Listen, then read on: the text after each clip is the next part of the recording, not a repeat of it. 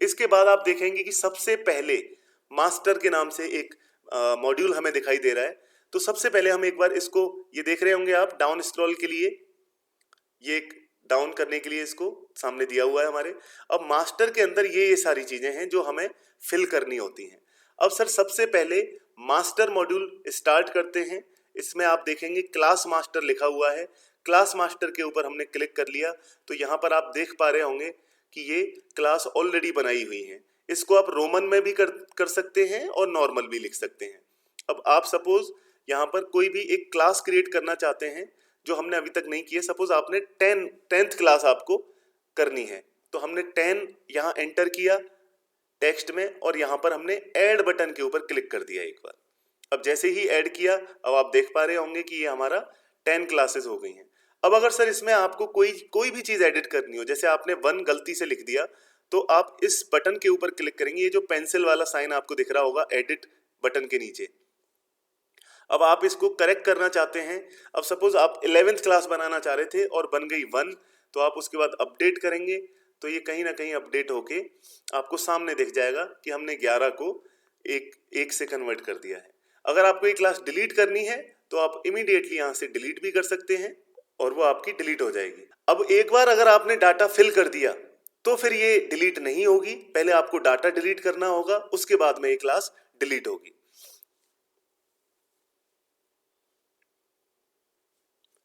जैसा कि आपने देखा होगा अभी हमने 2nd क्लास को, क्योंकि उसमें डेटा नहीं है इसलिए 2nd क्लास को डिलीट कर दिया। अब मान लीजिए किसी से गलती से अगर डेटा है और किसी ने एक बटन अगर यहाँ पर दबा दी तो पूरी की पूरे बच्चों का जो डेटा है, पूरा जो क्लास का डेटा है, हर डेटा ही डिलीट हो जाएगा। इसलिए हमने यहाँ पर एक बार लगाया हुआ है कि अगर डेटा फिल कर दिया है, फर्स्ट टाइम अगर कर रहे हैं तब तो डिलीट आसानी से कर सकते हैं, और अगर डेटा इसमें कर दिया है तो किसी से गलती होने से डेटा ना डिलीट हो, इस वजह से हमने इस पर बार लगाया हुआ है।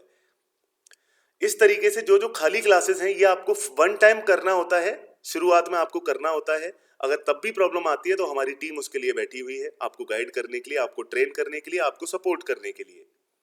उसके बाद आप देखेंगे क्लास हम इस तरीके से, आपका स्कूल अगर 8th क्लास तक है इसको बना लेंगे, 10th क्लास तक का है तो 10 क्लासेस आप इसमें बना लेते हैं, और अगर 12th क्लास तक है तो 12th क्लास तक बना लेते हैं।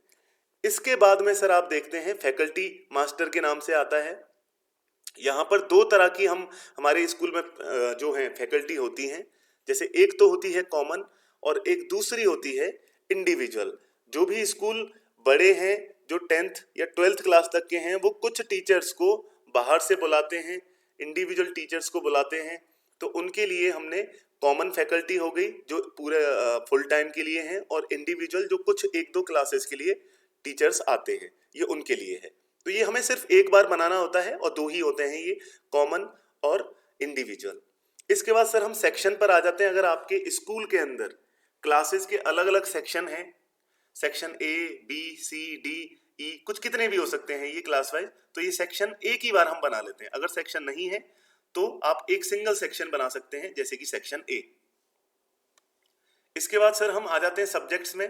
तो यहाँ पर 1 टाइम आपको सब्जेक्ट्स ऐड कर लेनी होती हैं क्लास 8th तक के लिए, 8th तक जो, या 10th तक या 12th तक, जो भी सब्जेक्ट्स टोटल 1 टाइम यूज होती हैं, या आप सेपरेटली यूज करते हैं। जैसे कोई जो अलग से हम बुक्स लगाते हैं वो अगर हैं तो वो 1 टाइम यहाँ पर ऐड हो जाती हैं जब आप ये शुरू करेंगे। इसके बाद हम आते हैं सर क्लास के सब्जेक्ट्स पर। तो इसमें हम जैसे क्लास फर्स्ट है उसमें हम कॉमन फैकल्टी है या कौन सी फैकल्टी है वो लगाते हैं। इसके अंदर हम सपोज क्लास फर्स्ट के अंदर EBS का एक बार कोशिश करते हैं समझने की। ये कंपलसरी सब्जेक्ट हम मान लेते हैं। ये कंपलसरी भी हो सकती है, ऑप्शनल भी हो सकती है, दोनों ऑप्शन आपके पास है। सपोज ऑप्शनल है। इसके बाद सेलेक्ट ऐड इन रिजल्ट्स, मतलब जो रिजल्ट आप दिखाएंगे क्या उसके अंदर ये ऐड करनी है सब्जेक्ट, यस तो फिर आप यस कर लेंगे। क्या इसमें प्रैक्टिकल होते हैं, तो प्रैक्टिकल नहीं होते हैं इसलिए नो।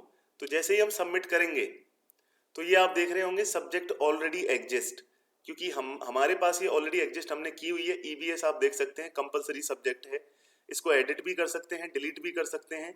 और इसको बनाने के बाद जैसे मान लेते हैं क्लास फर्स्ट में आपने सब्जेक्ट ऐड कर दी इंग्लिश, अब ये कंपलसरी है। अब अगर ये सब्जेक्ट ऐसी है जो सारे बच्चों के लिए कंपलसरी है। तो हम क्या करेंगे सर, ये आपको टिक मार्क दिखता है अप्लाई ऑल टू स्टूडेंट, इसके ऊपर हम एक बार क्लिक करते हैं और ओके कर देते हैं। अब इससे क्या होगा कि ये जितने भी क्लास के अंदर बच्चे हैं क्लास फर्स्ट में, उन सब के लिए अप्लाई हो जाएगी ये। इसके बाद हिंदी है, वो भी कंपलसरी है। आप जैसे जैसे ये क्रिएट करेंगे तो ये एक बार इसके ऊपर क्लिक करके हमें ये जरूर करना है हर बार। चलिए इसके बाद आ जाते हैं फीस के अलग अलग नाम क्या होंगे। जनरली स्कूल्स में क्या होता है, एग्जाम फीस होती है, एडमिशन फीस होती है, कुछ स्कूल बिल्डिंग फीस भी लेते हैं। तो जितने भी टाइप की आपकी फीस हैं वो फीस आप यहाँ पर एंटर कर लेते हैं, एक वन टाइम कर लेते हैं, जो कि आगे आपके काम आने वाली है। अब इसके बाद आते हैं सर हम क्लास फीस। तो आपकी क्लास फर्स्ट की फीस हो सकता है अलग हो, क्लास सेकंड की फीस अलग हो। तो ये हम क्वार्टर 1 के नाम पर 4,000 रुपये जैसे मान लेते हैं कि आपके स्कूल की फीस है एक क्वार्टर की। इसमें सर हमारी 2023 अभी चल रहा है, तो 2023 में सपोज फीस बनाना चाहते हैं हम अप्रैल से, या आप फीस स्टार्ट करना चाहते हैं सपोज 1 जून से या 1 जुलाई से, तो ये आप एक साथ 2023 हो गया और ये आप सबमिट कर सकते हैं। आप ये फीस ऑलरेडी रजिस्टर्ड है, तो ये आप देख पा रहे होंगे यहाँ पर हमने ऑलरेडी बना दिया है इसमें डेमो अकाउंट में। क्वार्टर 1 की 4,000 फीस है, क्वार्टर 2 की 4,000, इस टाइप से 4 क्वार्टर की फीस हमने बना दी है। इसी तरह से हम अलग अलग क्लासेस की फीस इस तरीके से बना सकते हैं। ये क्लास फर्स्ट के लिए है, ऐसे ही क्लास सेकंड के लिए बनेगी। अब यहाँ पर हम अगर नया एडमिशन है तो हम यहाँ पर नया न्यू कर देते हैं, और अगर ओल्ड है तो ओल्ड कर देते हैं, और अगर ऑल स्टूडेंट के लिए सेम ही फीस करनी है तो ऑल करके फिर हम इसको क्लिक कर देते हैं, तो ये सबके लिए अप्लाई हो जाता है। आते हैं कैटेगरी मास्टर पर। यहाँ हम बच्चों की जो भी कास्ट की कैटेगरी होती हैं, general, OBC, SC, ST, general, ये हम बना देते हैं। इसके बाद हम अगला चलते हैं हाउस। बड़े बड़े जो स्कूल्स होते हैं या आपके स्कूल्स में हो सकता है आप बच्चों को हाउस असाइन करें, yellow house, green house, blue house, ये सभी आप कर सकते हैं। अब इसके अंदर आप देख रहे होंगे कि एक गलती हमने की है, बूल किया है। तो इस बूल को अब जैसे अगर किसी से गलती हो जाती है कोई मीनिंग की, तो अब हम यहाँ पर इसको सुधार लेंगे, इसको हम ब्लू करके और हम अपडेट कर देंगे। जैसे ही अपडेट होगा तो फिर आप देख सकते हैं कि आपका एडिट वाला भी आपको देख लिया होगा आपने। तो इस तरीके से आप कुछ भी नाम रख सकते हैं अगर बनाते हैं, नहीं बनाते हैं तो कोई इसकी जरूरत है नहीं। अब आ जाते हैं सर हम डॉक्यूमेंट मास्टर में। आपको बच्चों के एडमिशन के टाइम पर कौन कौन से डॉक्यूमेंट चाहिए होते हैं, वो डॉक्यूमेंट का सिर्फ नाम लिखना है हमें। जैसे कि फोटो हो गया, पैन कार्ड हो गया, पैन कार्ड नहीं तो आधार कार्ड हो गया। ये डॉक्यूमेंट हम एक बार यहाँ पर वन टाइम एंट्री कर लेते हैं। अब सपोज आपको आधार भी लेना है तो आप आधार कार्ड भी ले सकते हैं, तो यहाँ पर हम ऐड कर देंगे आधार कार्ड, पैन कार्ड, फोटो। इसके अलावा अगर कोई जाति प्रमाण पत्र या आय प्रमाण पत्र कुछ भी अगर आपको चाहिए तो वो आप एक बार यहाँ पर एंटर कर लें उसको। अभी आ गया class document master. Class first के बच्चे के लिए आप कौन से डॉक्यूमेंट लेना चाहते हैं, फोटो लेना चाहते हैं, साथ में आईडी आधार लेना चाहते हैं, या जो भी अगर सारे लेना चाहते हैं तो वो एक वन टाइम सबमिट हमें करना होता है। इस तरीके से आप पूरा क्लास मास्टर क्लास वाइज ये बना लेंगे। क्लास सेकंड के लिए भी सेम ही बनाएंगे, थर्ड के लिए भी बनाएंगे, सारी क्लासेस के लिए ये बनाएंगे। अब आ जाते हैं सर ऑक्यूपेशन मास्टर के अंदर कि जो पेरेंट आपके पास अपने बच्चों का एडमिशन करवाने आएंगे उनके लिए आप क्या क्या उनकी कैटेगरी रखना चाहते हैं। तो फार्मर हो गए, नॉट अवेलेबल, अगर कोई अवेलेबिलिटी नहीं है तो आप एनए भी इस पे एंटर कर सकते हैं। प्राइवेट हो गया, फार्मर हो गया, कोई बैंक मैनेजर है, कोई आईएएस ऑफिसर है, वो आप सारे यहाँ पर एंटर कर सकते हैं। अब आ जाते हैं सर एडमिशन टाइप।